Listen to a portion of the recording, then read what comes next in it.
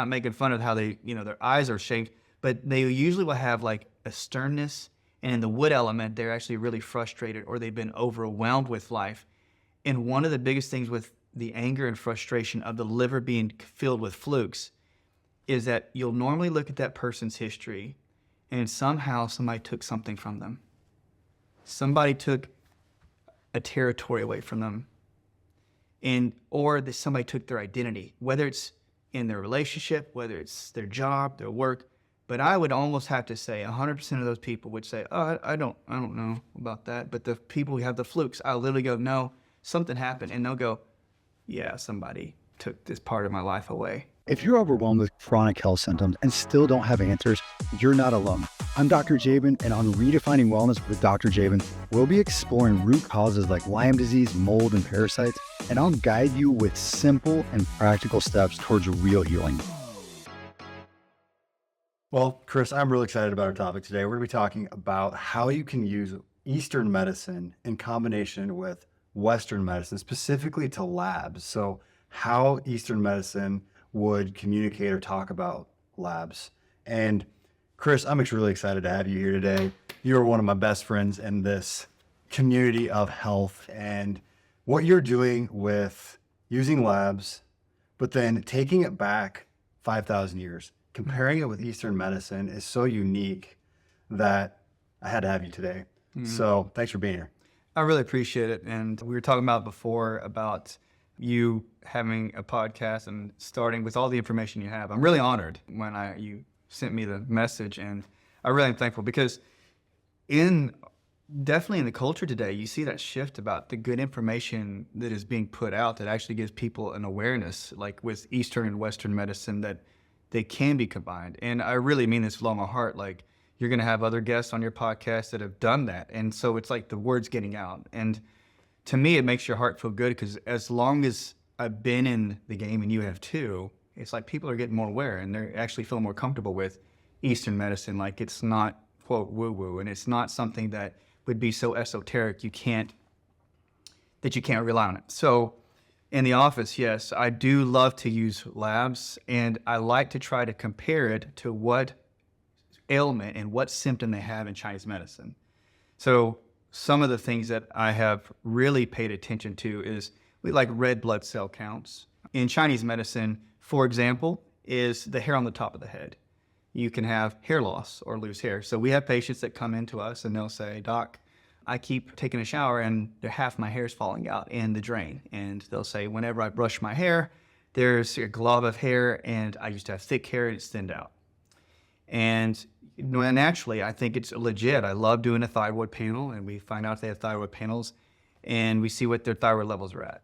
The other thing is the hair on top of the head in the Eastern medicine world is controlled by the bladder. And so the bladder meridian starts right in the inner canthus, like right here in the middle of the eye, and it goes right down the back, over the head, down the back of the spine, all the way down to your calves. Now, what you'll find, which is really funny, is that most of the patients that tell you that, if you look at the heels on their feet, they'll have cracks or fissures, and they'll have bumps, and this makes sense. But when you look at the hair on the head being loosened, the kidneys and the bladder are connected physiologically, and in the Chinese medicine world, they're called paired organs, and they're paired meridians. They're connected because the kidneys drain the liquid into the bladder to be excreted. But one thing that I thought was really interesting was that I was wondering why this would happen. I was like, why would the bladder and the weakness of the bladder cause loosening hair? But when I looked at their blood reports, I would find huge hemoglobin discrepancies. So I would find their hematocrit would be off skew. It'd actually be pretty low. And at some times, I would find that their ACT and even their mean cell volume would almost be, in a sense, swollen. So I was like, every one of them, I found this discrepancy. Now, as I investigated more, I found out that the kidneys produce certain hormones, and one was called erythropoietin. So the kidneys have a hormone that signals to the bone marrow to produce more red blood cell. So when a patient had a kidney infection, it would transmit to a UTI to the bladder, and it would disrupt the hormones going into the actual bone marrow, causing a shift and change in their red blood cell production. Now that's pretty crazy because your red blood cells can be changed. So I was like, oh, bladder issues, UTI, red blood cell issues. And it's explained how the natural Western medicine aspect of hormones in the kidneys in changing the red blood cell production in the bone marrow could lead to hair loss, because when we change the bone marrow, the actual feeling of the bone, Chinese medicine world, they say it transmits through the spine and up to the skull. So the bone actually gets weakened and the hair follicles get loose. So they start losing their hair.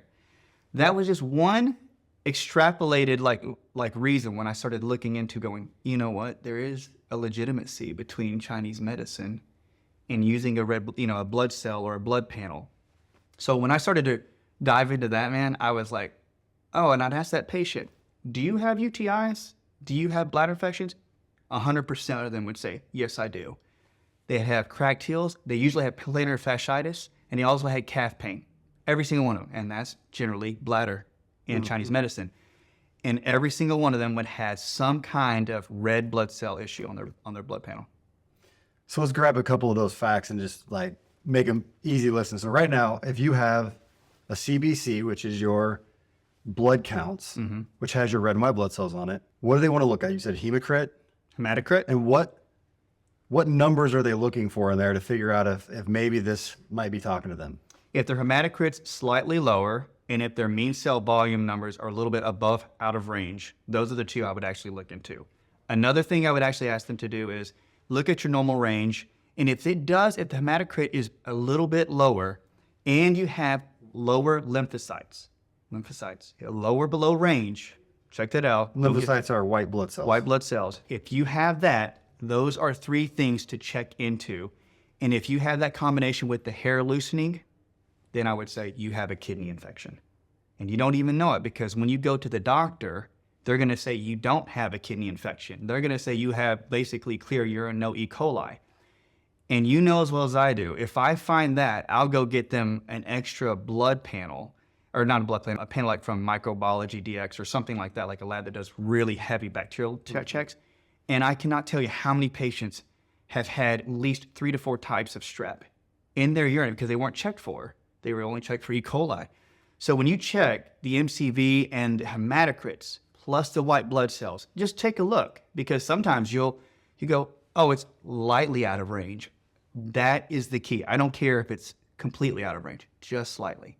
So I love, like, when I mix them, when they bring those into me, I'll look at it and I'll go, did you have a bladder infection? And they'll say, no.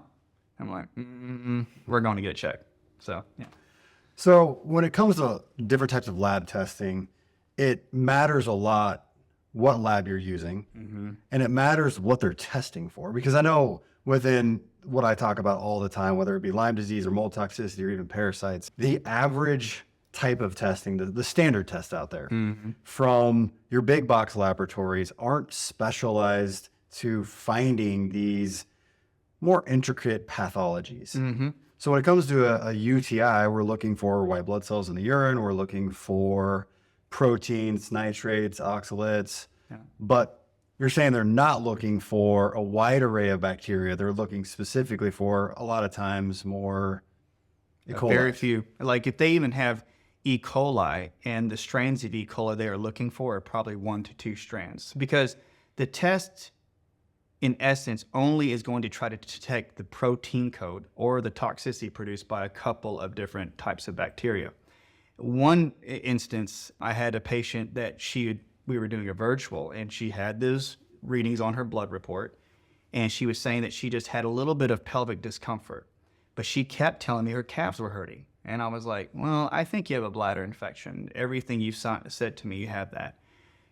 And so she went and got 3 different doctors to do a urinalysis, and they said, no, there's no E. coli. Now, we do different types of testing. We do some biofeedback, and I was like, I don't think you have that. I think you either have a salmonella or you have some form of strep. That's what I'm thinking. So she found a lab. She found it for me. I didn't find it. I was like, she goes, hey, I found this Microgen DX, with GENDX, down out of Texas. And she said, I found this place. She gets her cultures done, and they're touting, one of their head medical doctors said, we test for over 50,000 different types of bacteria. And I was So like, the normal lab does 3 or 4 bacteria, and this and this lab does 50,000, which probably doesn't cover them all, nope. but 50,000 versus 3. So when you have urinary tract infections or symptoms that could relate, which would be like burning, pain in your urinary tract, burning pain up into your, usually in the lower back, but up in the Yeah, abdomen, yeah. you feel that up into the kidneys.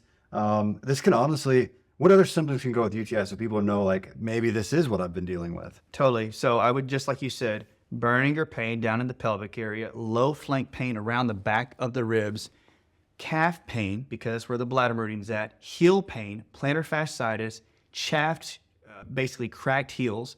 You can also have any type of dandruff right down the middle of the hair, loosening hair, chronic spine pain, like literally like it just aches because it's the bone. So those are the ones I would look for. Now, one thing I do want to bring up is commonly when people are in nursing homes, so elderly people, Yep. it's well known that when they get a UTI, they have a lot of neurological symptoms, a lot of brain symptoms, whether that be increased irritability, anxiety, memory loss, brain fog.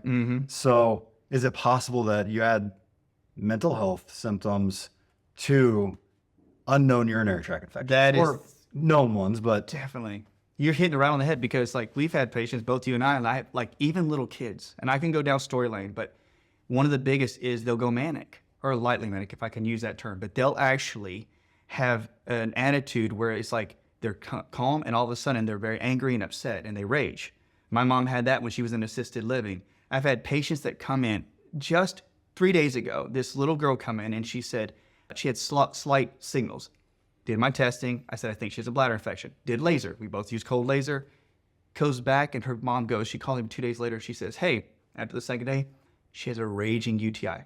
She never had, she just got checked by the doctor last week and no UTI.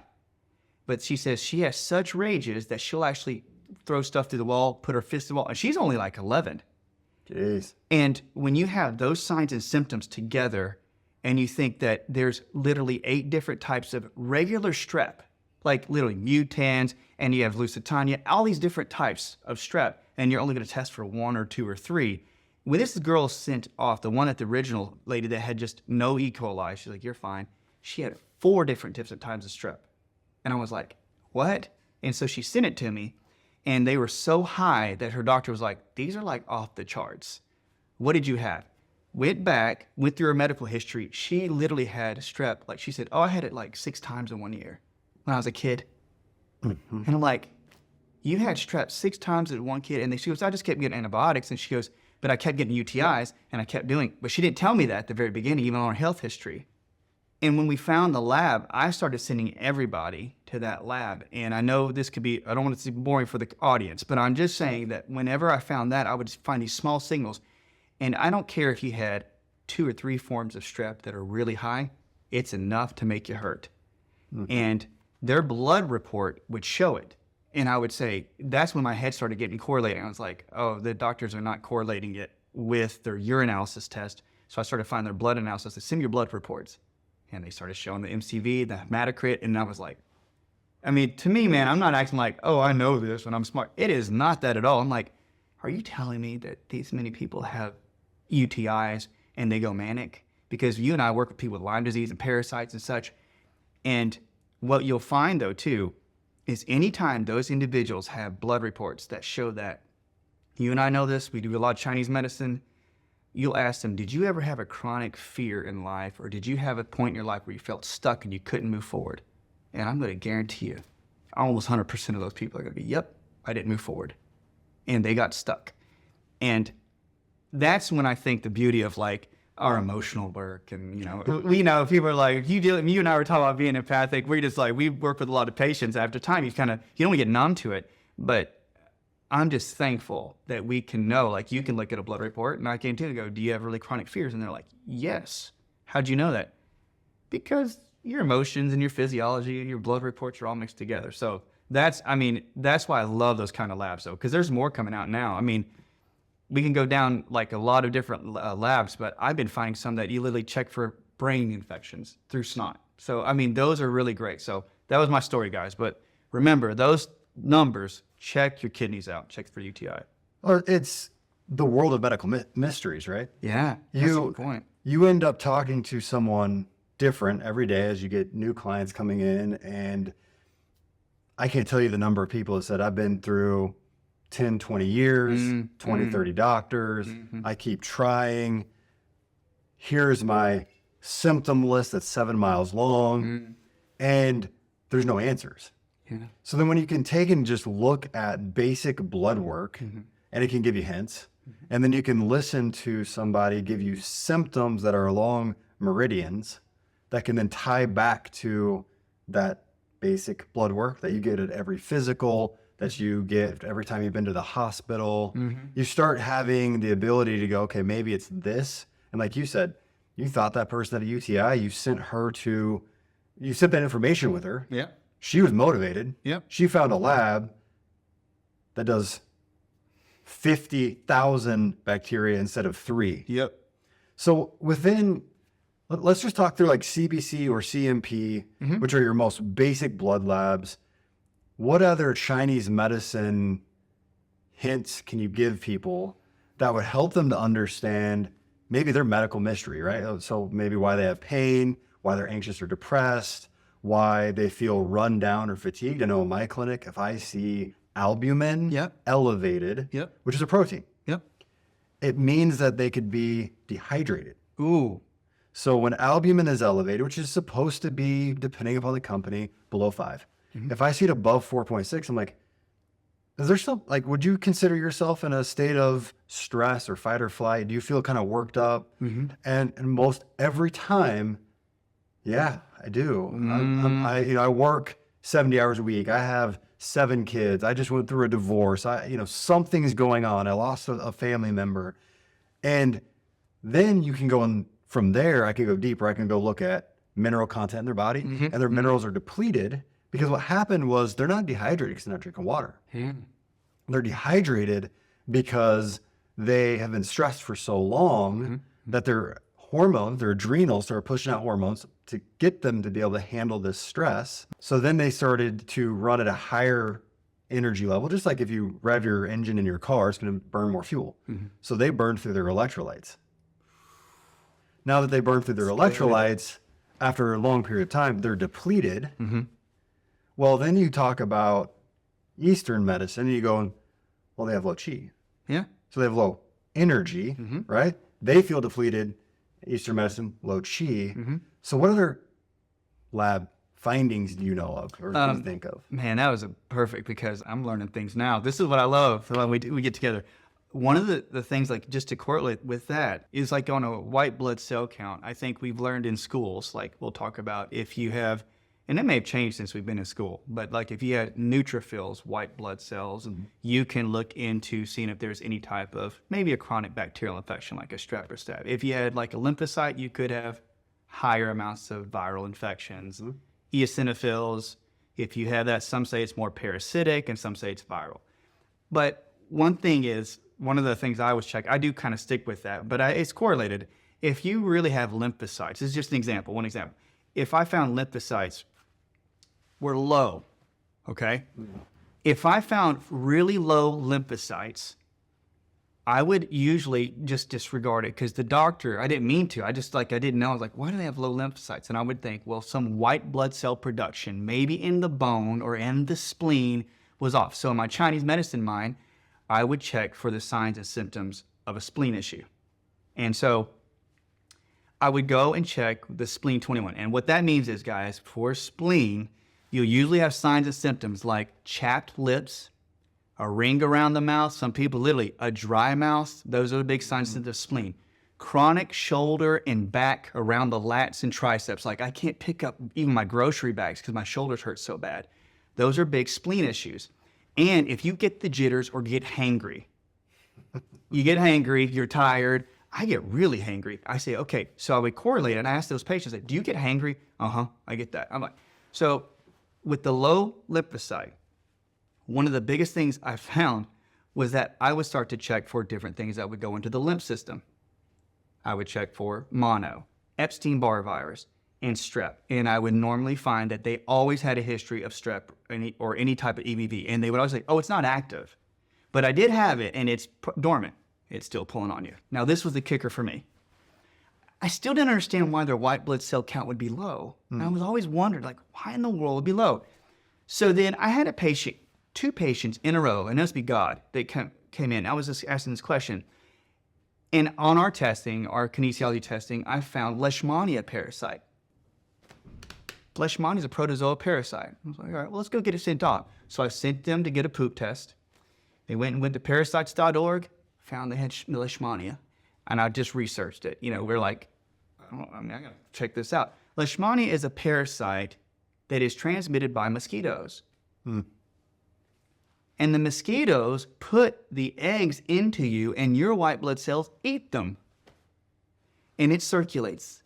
And then another mosquito comes and bites you and sucks those white blood cells out because they pop open in the mosquito, and the little mature eggs have popped open in the mosquito, and they revolve the cycle. And I asked those patients that had a low white blood cell count, I said, do you get bit by mosquitoes? And they go, oh, mosquitoes love me. Every year I get bit up. And I said, you're telling me that there's cycles of parasites that get into people, and that's why people say, I'm having blood type and such. I believe it. I'm not saying it's not true. Or I've got, I'm sweet, my blood is sugary. I'm like, no, those mosquitoes smell you, and they know that they have something inside them that needs you to complete their cycle, but it destroys your white blood cells. And I was like, and if you read about Leishmania, all these people had low white blood cell count. And I was like, that's why all the spleen signals showed up on the patient. But I didn't find it until I did low white blood cell count on the blood count. I was like, isn't that crazy? So right now, listening, grab your CBC with a differential, which means that you have the types of white blood cells. Yeah. Look at that. It's going to say neutrophil, and it's going to say lymphocyte. Yep. It might say some different names, but look for something in that category.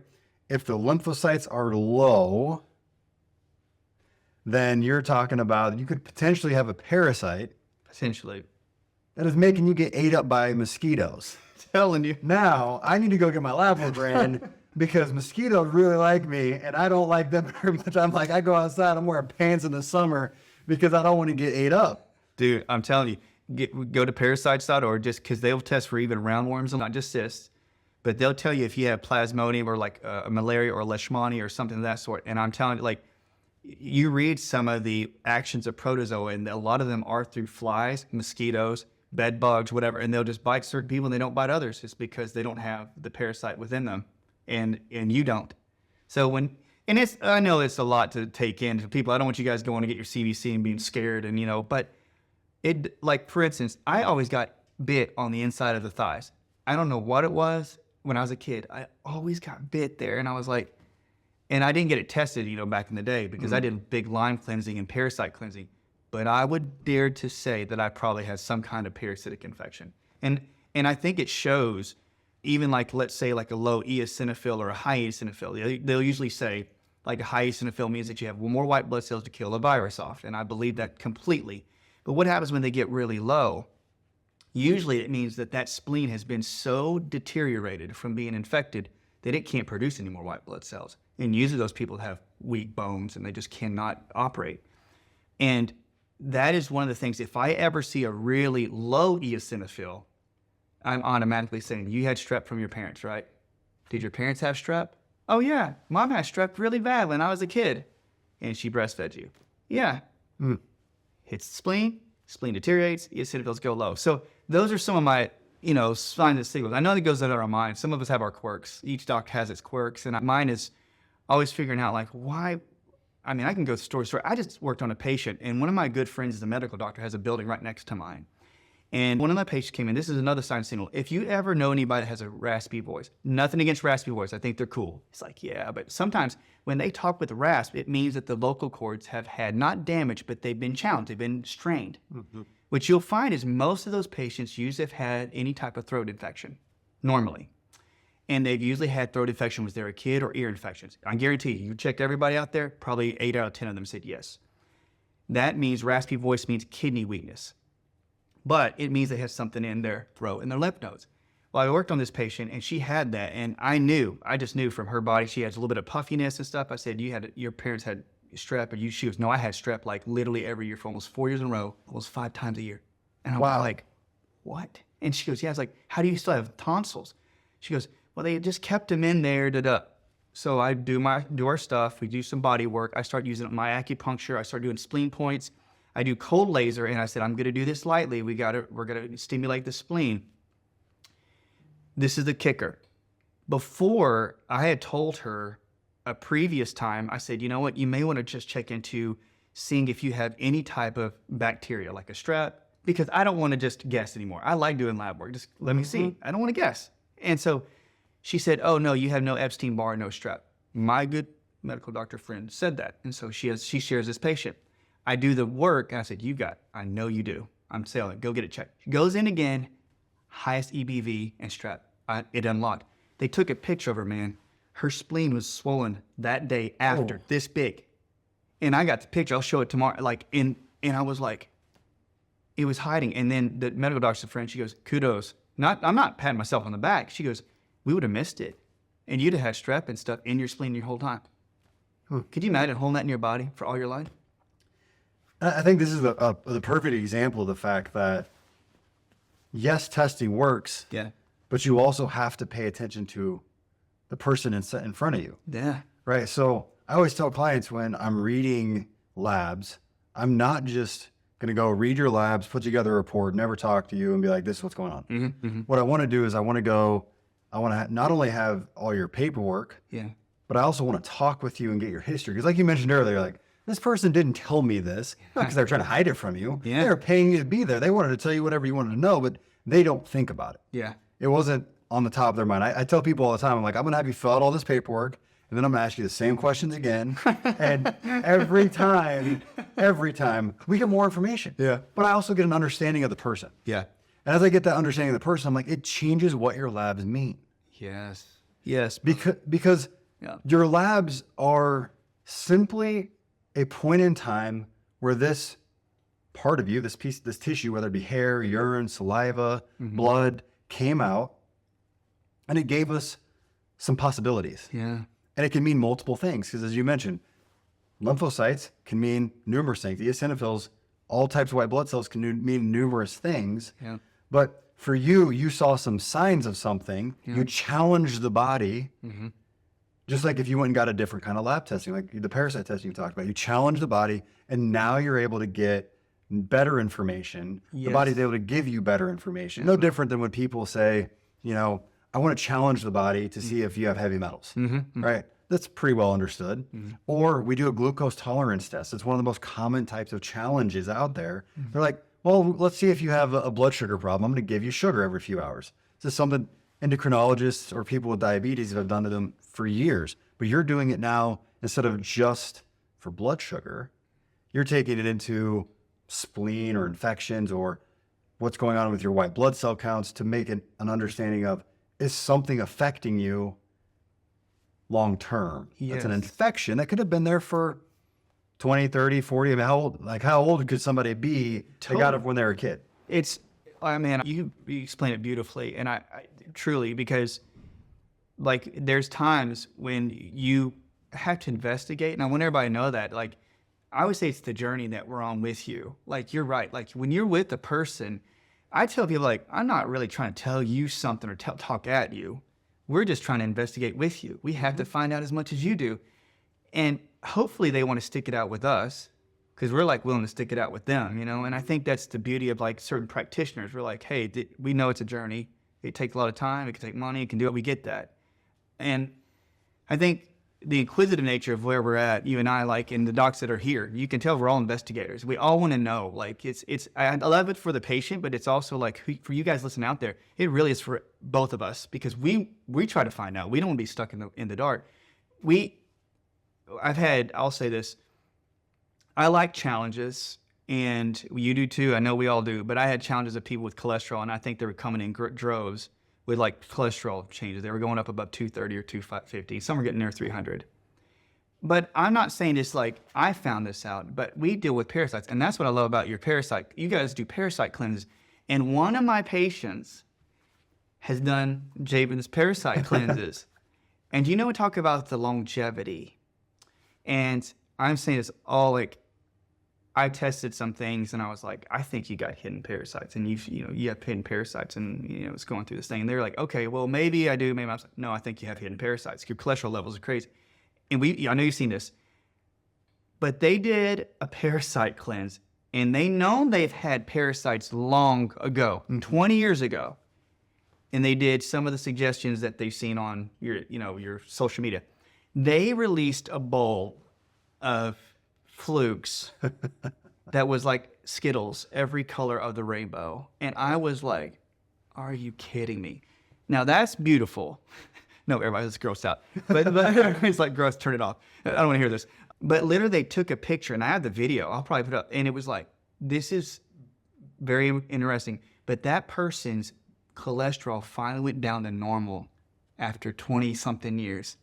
Those things, and I was reading reports, and it said flukes can stay in a person's body for up to 30 years. They can keep reproducing. 30 years. Oof. Well, and you start putting together what's going on here. And I love parasites because flukes, Yep. liver flukes, Yep. liver processes cholesterol. Yeah. So like just start connecting the dots, right? So parasites coming out, that probably came out of liver. That's why we had high cholesterol. Did this person ever mention things like irritability, anger, resentment, all of which you've taught me are Eastern medicine emotions that are connected to those organs? Oh man, it's like one of the best things. Like if I look at people with flukes, they're angry, or internally they're angry. They may not be a person that lashes out, but they hold anger or they feel angry. But it is uncanny. And usually you'll find the people that have those think lines, they get really, really deep and ingrained, and you can tell. You're not making fun of how they, their eyes are shaped, but they usually will have like a sternness, and in the wood element, they're actually really frustrated, or they've been overwhelmed with life. And one of the biggest things with the anger and frustration of the liver being filled with flukes is that you'll normally look at that person's history, and somehow somebody took something from them. Somebody took a territory away from them. Or that somebody took their identity, whether it's in their relationship, whether it's their job, their work. But I would almost have to say 100% of those people would say, oh, I don't know about that. But the people who have the flukes, I'll literally go, no, something happened. And they'll go, yeah, somebody took this part of my life away. And maybe it's not always somebody taking something away, but I'd say most of my patients, I've seen that. And I love it that you start cleaning the flukes out. And some of those patients will be like, hey man, I don't know, but I feel like I'm not as angry anymore towards those people. So the beauty of it is I can take Western, we can take cleanses, and I can actually help your emotions and give your brain the capacity and the openness to actually find and resolve emotions. And I think we're in a cool world because, man, when you asked me to come do this, I know that I'm very honored. I say that we can look at people's bodies in different ways. Like you could love to do parasites. I could love to do parasites, or I could love to do viruses, or I like to do a lot of motion work, or I just love it how it can be all congruent. If you really ask a lot of the questions, usually those people will have a congruency with the other doctors. You'll find information on your blood work or from you, or like, oh yeah, they all are coinciding. And with the Chinese medicine world, like I remember this, and I know it's time's getting short. I'm very cautious. Don't worry, guys. But one of the things, like, I used to sort of not laugh at all, but I'd have patients come in to me and go, hey, doc, you know what's going on? My back hurts, and I just taste salty. And I remember our kinesiology top training and stuff in Chinese medicine, I went back, I was like, oh yeah, they used to always talk about taste. And I thought that was just like in Chinese medicine, like whatever, taste, salty. And salty would mean kidneys. So I'd get their test done, and they'd have a kidney infection. This happens. And then they'd come back and they go, doc, same patient, doc, I'm really tasting super sour right now. And I'm like, sour is for the gallbladder and the liver. I was like, all right. So you start seeing these correlations, and I could go get her cholesterol tested. I'm just saying, like, the small hints and signs in your physical body can be related to your emotions, to your biochemistry, to your lab work. So I don't want anybody out there to ever think like, oh, I'm so random and I'm a mess and I can't be helped. I'm like, no, we can help you. Jaban can help you. Dr. Jaban, he's the man, all right? And I don't want to keep boring you guys, but this has been great, brother. It's been good, man. Well, I really appreciate all this information. I just want to confirm one thing. You said you ran the kidney test. This is the 50,000 bacteria kidney test. Yep. Because not the regular one. Not the regular one, because Microgym will do this. And you guys, maybe they don't want me saying this, but it's not a big deal. They will take any body fluid. They will give you one called a Euro key. So they say make you urinate, and they'll tell you how to do it to get the most out of your urine. They'll do a nasal test. And so what I tell the patient is take the swab and swab it and blow the snot and pick it out of your ears and stick it in there, because they all share tubes. And some of the stuff they pull out is like, man, there's some bacteria that I never heard of. I was like, I don't even know what this is. And you read about it, it's like, oh, this bacteria causes severe neurological conditioning and da-da-da. And I'm like, I didn't know that. So even that, and I'll give it to you for the show notes if anybody wants it. But one's called microbiology, and they do Marcons and mucus and biofilm. And I tell patients to get that one because they test for like every type of staph and every type of strep. Like they go at it. And like I've had patients that had severe eczema all over their head and their neck. And I'm like, they had migraines, and I clear everything, and I was like, it's still there. Found out this. They checked for I don't know how many hundreds of tests in the head. And this person had E. coli, like tons of E. coli. And I missed it in her head. So I'm just saying, find a good lab. And these are labs. Don't give up. I'm telling you, you can find good stuff if you search for it. So to close out today, pay attention to small stuff. Get a doc that never stops asking why and looking for solutions, and continue to have hope, because no matter how long you've had something or what you're dealing with, there is hope. There is a solution. Just keep fighting. Thank you for tuning in to Redefining Wellness with Dr. Jaban.